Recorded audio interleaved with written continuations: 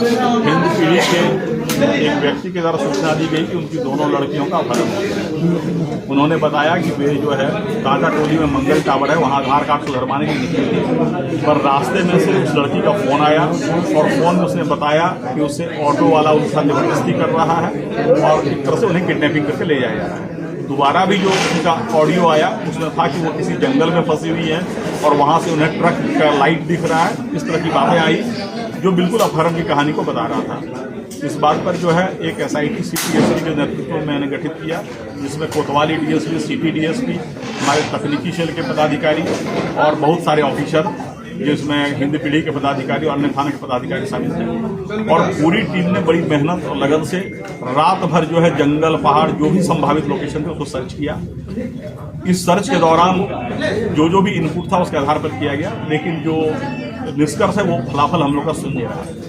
फिर जब हम लोग जो है अनुसंधान करना शुरू किए और हमारी टीम ने काफ़ी दक्षता से CTSP के नेतृत्व में इस कांड का अनुसंधान किया, और जब अनुसंधान में बातें परत दर परत खुली तो लगा कि ये अपहरण की बात सही नहीं है संभवतः। उसके बाद जब हम लोगों ने इन्वेस्टिगेशन किया पता चला कि ये लड़कियां जो है जब घर से निकली हैं तो किसी ऑटो का यूज नहीं किए हैं।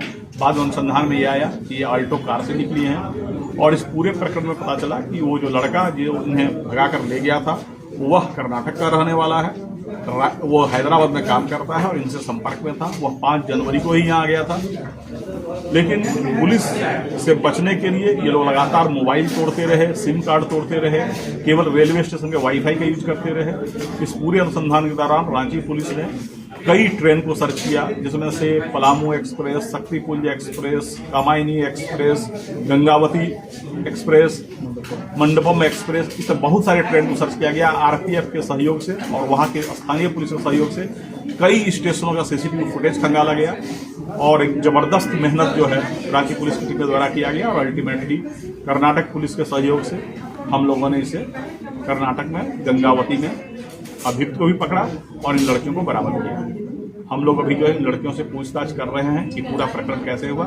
इन लड़कियों ने इतने बात स्वीकार किया कि जो ऑडियो उन्होंने बनाया था वो मुख्य अभियुक्त के बहकावे में बनाया था और उसमें उनके साथ ऐसी कोई बात नहीं हुई थी कि उन्हें कोई जबरदस्ती ले जा रहा है।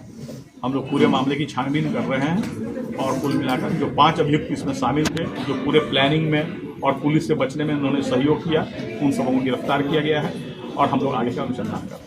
सर ये अभियुक्त कहाँ से हैं सर, कहाँ के लोग हैं? अभियुक्त एक जो है वो कर्नाटक के रायचूर जिले का है, जो मुख्य अभियुक्त है मोहम्मद इस्माइल। इसके अलावा हिंद पीढ़ी के 2 अभियुक्त हैं।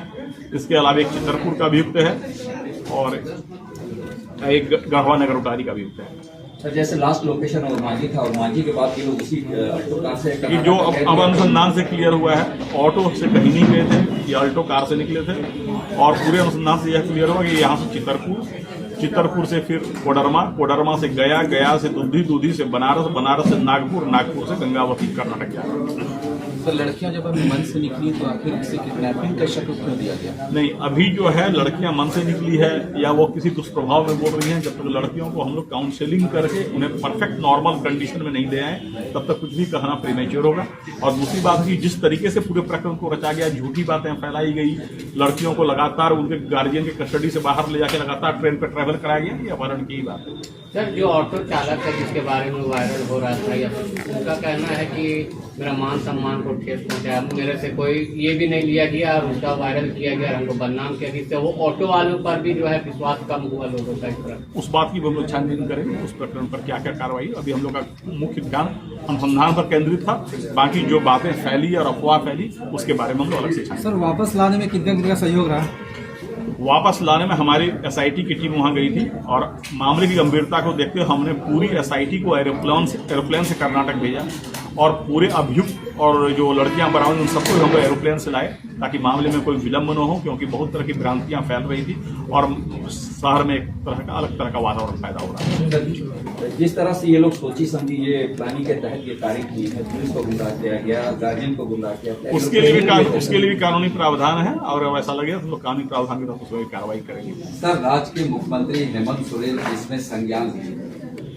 माननीय मुख्यमंत्री का शुरू से निर्देश था कि इस कांड को उच्च प्राथमिकता दी जाए और किसी भी तरीके से सबसे पहले लड़कियों को बरामद किया जाए। और माननीय मुख्यमंत्री के निर्देश के आलोक में ही मैंने SIT का गठन किया था और SIT ने काफी अच्छा काम किया। सर अगर लक्ष्मी होगा तो उनके साथ क्या किया जाएगा? कानूनी कार्रवाई उसके लिए प्रावधान है। अगर आप जो है पुलिस को झूठी सूचना देते हैं तो उसके लिए भी कानूनी प्रावधान है। सर लड़का और लड़की जो है वो कितने दिनों से मतलब जो है संबंध में है? वो उनके आपसी संबंध के बारे में अभी कुछ भी कंक्लूसिवली कहना उचित नहीं होगा। हम लोग उस बिंदु पर छानबीन कर रहे हैं, बरामदगी हो गई है, बाकी बिंदुओं पर हम जब पूरी तरह से निष्कर्ष पर पहुंचेंगे तब बताएंगे। ठीक है।